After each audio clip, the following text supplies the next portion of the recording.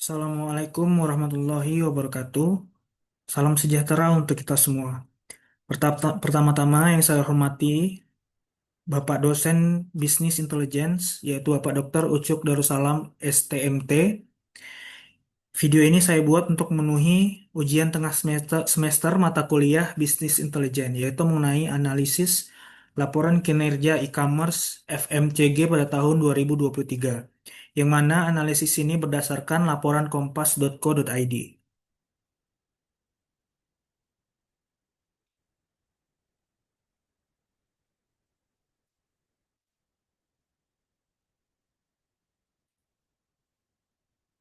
Gambaran umum mengenai analisis tersebut yaitu artikel tersebut membahas tentang tren penjualan produk FMCG atau bisa disebut sebagai Fast Moving Consumer Goods di e-commerce Indonesia pada tahun 2023. Menyoroti pertumbuhan signifikan yang didorong oleh perubahan perilaku konsumen pasca pandemi pada tahun 2023 dan meningkatnya adopsi belanja online. Kategori produk seperti makanan dan minuman, perawatan diri, serta barang rumah tangga menjadi yang paling laris. Dengan platform seperti Shopee, Tokopedia, dan TikTok Shop mendominasi pasar. Faktor-faktor seperti promo besar-besaran, misalnya Harbolnas atau diskon 12-12, kemudahan pembayaran digital, dan layanan logistik yang cepat untuk mempercepat pertumbuhan ini. Namun, persaingan ketat antara merek lokal dan global serta tuntutan konsumen akan pengiriman yang lebih efisien menjadi tantangan utama. Artikel ini juga mungkin memprediksi tren FMCG e-commerce di tahun 2024, seperti meningkatnya permintaan produk sehat atau ramah lingkungan, serta peran live commerce dalam mendorong penjualan. Untuk data lebih rinci, laporan dari lembaga riset seperti Nielsen atau Euromonitor dapat menjadi referensi tambahan. Perkenalkan, saya M. Husni Ramadan Dalimunte dengan NIM 240101020173, yaitu saya berada di kelas SI 401 Program Studi PJJ Sistem Informasi.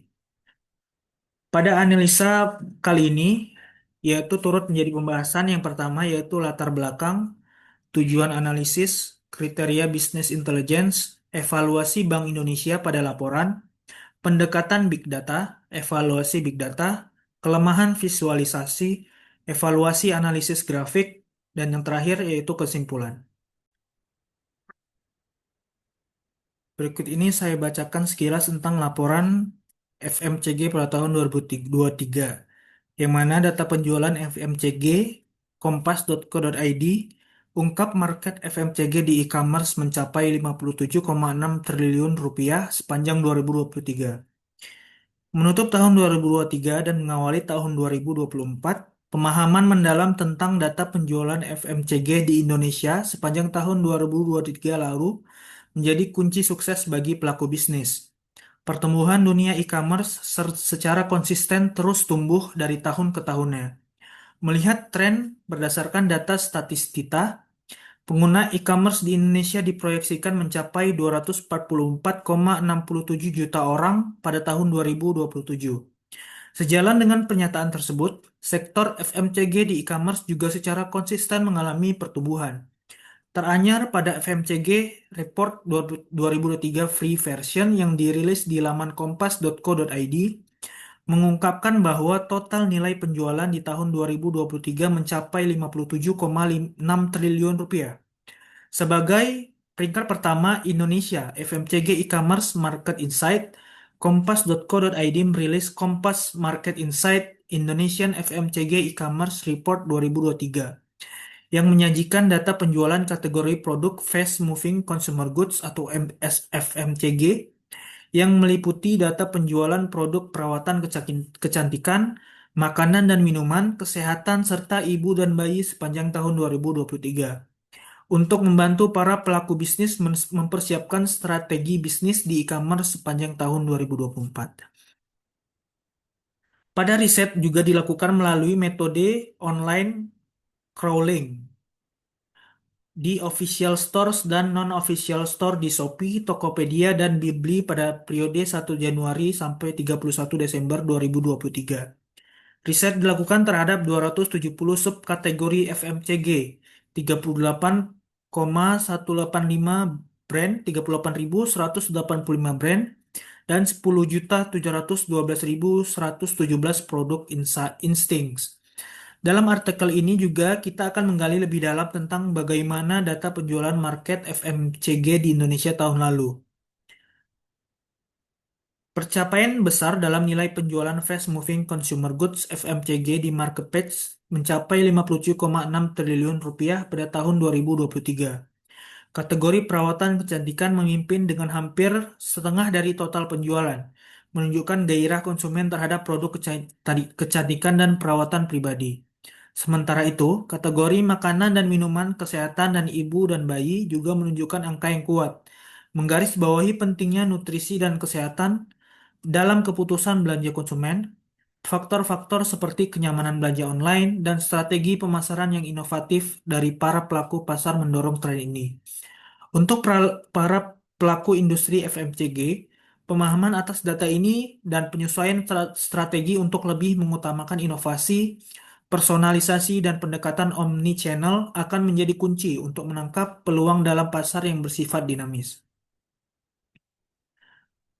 Bisa kita lihat pada gambar tersebut, pada tahun 2023, sektor FMCG di e-commerce Indonesia mencatat kenaikan penjualan hingga 576 miliar rupiah, sebuah pertumbuhan yang stabil sebesar 1,03% dari tahun sebelumnya. Jumlah transaksinya pun meningkat tajam dengan tambahan 42 juta transaksi atau naik 2,75%. Peningkatan ini menunjukkan bahwa volume penjualan tumbuh lebih cepat daripada nilai penjualannya. Yang bisa berarti konsumen lebih banyak memilih produk dengan harga yang lebih murah atau efek dari promosi yang membuat orang lebih sering berbelanja. Cukup sekian saya bacakan tentang laporan FMCG 2023. Berikutnya akan saya bahas tentang latar belakang terhadap analisis laporan ini. Latar belakang yang pertama yaitu pertumbuhan e-commerce di Indonesia sangat pesat. Bisa kita lihat dari laporan FMCG pada tahun 2023. Kemudian yang kedua yaitu FMCG menjadi sektor penting dalam platform digital. Yang ketiga yaitu kompas.co.id merilis laporan data penjualan FMCG pada tahun 2023. Dan yang terakhir, latar belakang yaitu laporan mencakup 270 lebih subkategori, puluhan ribu merek, dan jutaan listing. Adapun tujuan analisis pada kali ini yaitu yang pertama sebagai menilai apakah laporan memenuhi kriteria bisnis intelligence. Tujuan yang kedua yaitu mengevaluasi pendekatan big data yang digunakan. Yang ketiga yaitu mengkritisi visualisasi data dalam laporan. Dan yang terakhir yaitu tujuannya menilai kemudahan pemahaman analisis yang disajikan.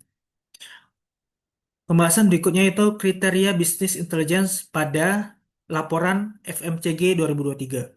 Yang pertama, data dikumpulkan secara terstruktur dan komprehensif. Yang kedua, memberikan insight strategis yang relevan bagi pelaku industri. Yang ketiga, mendukung pengambilan keputusan berbasis data. Dan yang terakhir, sayangnya laporan masih dalam bentuk statis dan belum interaktif. Adapun evaluasi Bank Indonesia pada laporan FMCG 2023, yaitu pertama, data mencakup Shopee, Tokopedia, TikTok Shop, dan Blibli. Kemudian yang kedua, insight seperti kategori dengan penjualan tertinggi ditampilkan. Yang ketiga, belum memiliki dashboard atau real-time analytics. Dan yang terakhir, evaluasinya yaitu kurang interaktivitas dalam penyajian data. Pendekatan big data yang ada pada laporan tersebut. Yang pertama yaitu menggunakan crawling untuk mengolah data jutaan listing. Yang kedua, data bervariasi, produk, merek, platform, toko resmi, dan non-resmi. Yang ketiga, tidak dijelaskannya secara teknis proses pengolahan data secara mendalam. Dan yang terakhir yaitu volume data sangat besar, mencerminkan pendekatan big data. Evaluasi big data pada laporan FMCG 2024. Yang pertama yaitu menghasilkan informasi pasar yang berguna. Yang kedua, cocok untuk pengambilan keputusan usaha dan analisis pasar. Yang ketiga, namun belum memanfaatkan teknologi lanjutan seperti ML atau prediksi.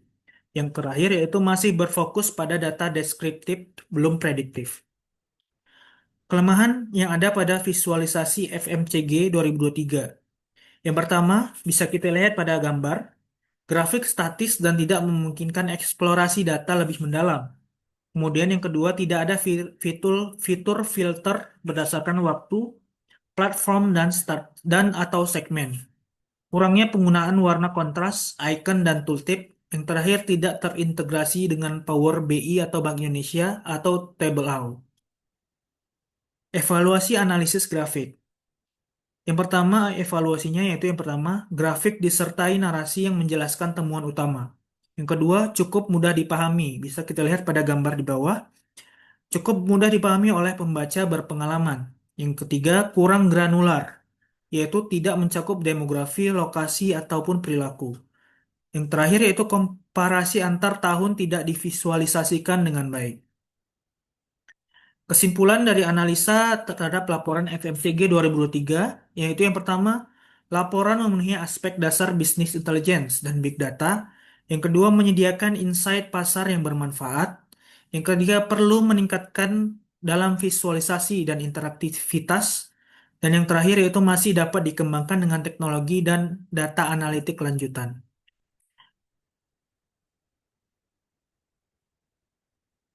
Mungkin cukup sekian video yang bisa saya sampaikan. Jika ada kurang dan kesalahan, saya mohon maaf. Wassalamualaikum warahmatullahi wabarakatuh.